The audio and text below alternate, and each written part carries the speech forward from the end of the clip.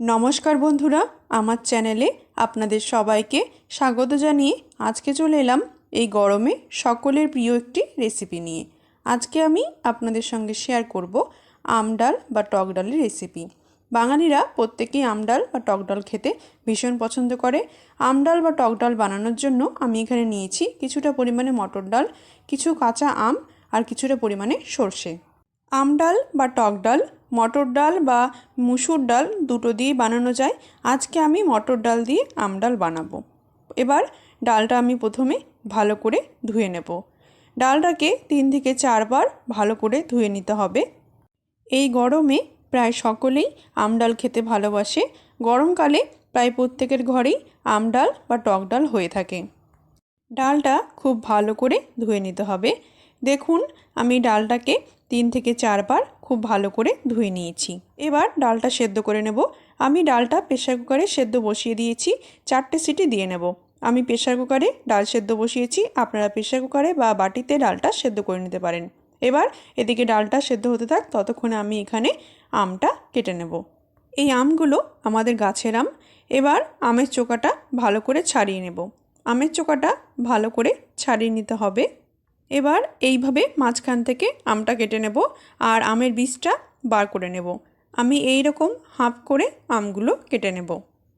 আপনারা চাইলে আমগুলো মাঝখানে আর এক টুকরো করে কেটে নিতে পারেন। আমার এরকম আমগুলো একটু বড় বড় খেতে ভালো লাগে। এই রকম করে আমি বাকি আমগুলো কেটে নেব। একই রকম মাঝখান থেকে হাফ করে কেটে নেব, দিয়ে আমের বীজটা বার করে নেব। দেখুন, আমি আমগুলো কেটে নিয়েছি আর ওদিকে আমার ডালটাও সেদ্ধ হয়ে গেছে। এবার কড়াই বসিয়ে দিয়ে দিয়েছি কিছুটা পরিমাণে সর্ষের তেল আর দিয়ে দিয়েছি ফোড়নে সর্ষে। সর্ষেটা একটু ভাজা হয়ে গেলে এর মধ্যে দিয়ে দিয়েছি কিছু কাঁচা লঙ্কা। কাঁচা লঙ্কাগুলো একটু ভেজে এবার এর মধ্যে দিয়ে দিলাম সেদ্ধ করা মটর ডাল আর এর মধ্যে দেব কিছুটা পরিমাণে গরম জল।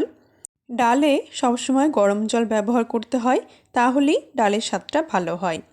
আর এই টক ডাল বা আম ডাল সর্ষের তেলে রান্না করলে খেতে বেশি ভালো লাগে। এই সময় গ্যাসের ফ্লেমটা মিডিয়ামে করে দেবো। দিয়ে দিলাম এতে স্বাদ অনুসারে লবণ আর হলুদ গুঁড়ো। এবার লবণ আর হলুদ ভালো করে মিশিয়ে দিতে হবে। আম ডাল একটু পাতলা খেতেই বেশি ভালো লাগে, তাই জলটা একটু বেশি দিতে হবে।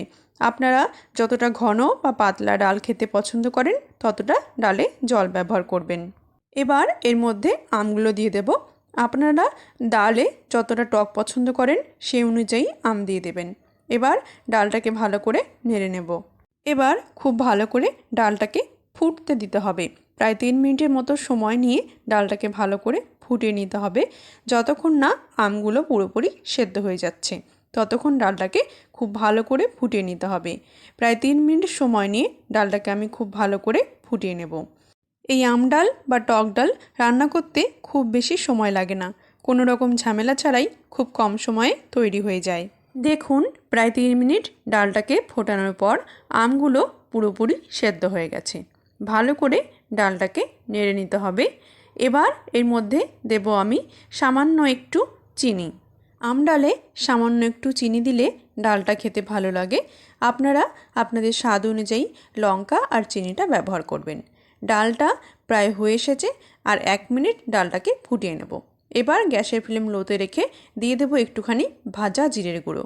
এই আম ডাল বা টক ডালে অবশ্যই একটু ভাজা জিরে গুঁড়ো দেবেন। ভাজা জিরে গুঁড়ো দিলে ডালটা খেতে ভীষণ সুন্দর হয়। পুরোপুরি তৈরি আমার আম ডাল বা টক ডাল।